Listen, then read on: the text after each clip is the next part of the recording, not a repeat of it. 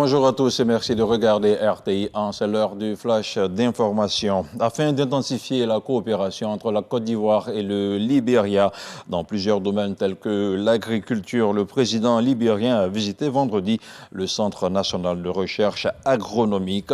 Joseph Boakai était en compagnie du Premier ministre Robert Buremambé et du ministre d'État, ministre de l'Agriculture et du Développement rural, Kobena Kwasi Adjoumani.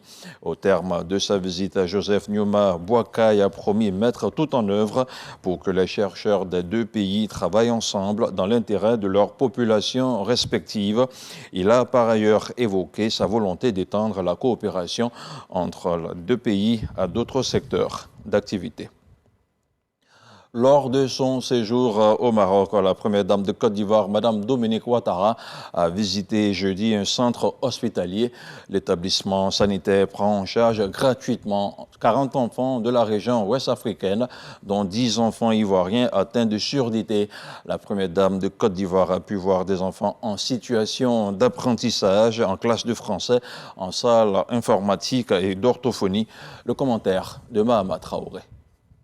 Dominique Ouattara poursuit sa mission humanitaire au Maroc.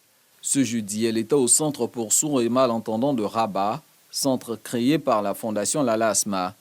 Cet établissement a pour vocation d'offrir une scolarité spécialisée permettant aux enfants victimes de surdité et malentendants de suivre un parcours complet du primaire jusqu'au baccalauréat avec la possibilité d'intégrer l'enseignement supérieur. Une visite guidée des lieux en compagnie de son Altesse royale, la princesse Lalasma, a permis à Dominique Ouattara de voir des enfants avec des implants et appareillés en situation d'apprentissage. Dans chacune des salles visitées, la présidente de la Fondation Children of Africa découvre des apprenants déterminés à surmonter leur handicap pour acquérir le savoir. Pour les tout-petits et les enseignants, elle a des mots d'encouragement et surtout des félicitations pour l'initiatrice de ce centre, Son Altesse royale, la princesse Lalasma. Après cette visite guidée, Dominique Ouattara a pu suivre la présentation d'une capsule vidéo produite par le ministère marocain de la Solidarité qui met en lumière le programme d'accompagnement pédagogique dédié non seulement aux familles des enfants sourds, mais aussi les défis quotidiens auxquels les sourds sont confrontés dans la société marocaine. Retour en Côte d'Ivoire avec l'université Félix Houphouët-Boigny de Cocody qui a servi de cadre à la remise de diplômes de fin de formation à la cuvée 2023 du GPE. 45 auditeurs ont en effet bénéficié d'une formation en gestion de la politique économique et parmi ces auditeurs, certains sont issus des pays de l'Afrique de l'Ouest. Au Sénégal, un nouveau gouvernement a été nommé hier soir par le nouveau Premier ministre Sidiki Kaba. Il sera chargé de mener le pays aux élections le 24 mars prochain. Par ailleurs, la campagne s'est ouverte à minuit.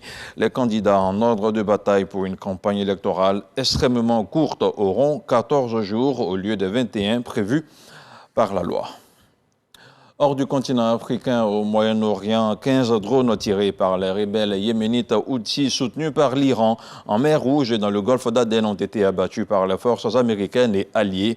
C'est le commandement américain militaire pour le Moyen-Orient, CENTCOM, qui donne l'information ce samedi 9 mars. Il s'agit de l'une des plus importantes attaques à des rebelles depuis qu'ils ont entamé en novembre 2023 une campagne de frappe de drones et de missiles contre des navires qui transitent par la mer Rouge. Un passage vital pour le commerce mondial en signe de solidarité avec les Palestiniens de la bande de Gaza où Israël est en guerre contre le mouvement islamiste Hamas depuis le 7 octobre.